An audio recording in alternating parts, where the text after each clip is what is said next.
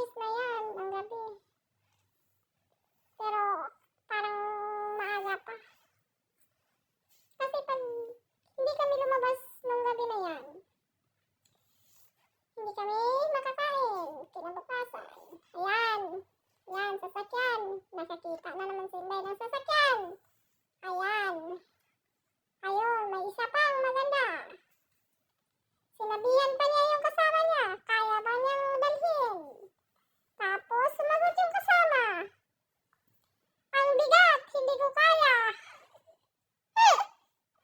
Ayan, lakad na naman, lakad. Oh, may nakikita na naman puti. Mumurahin lang yung sasakyan na yan. So, ayan, malapit na kami. Ayan na, ayan na. Ayan na, ang Gmall. Almost, look.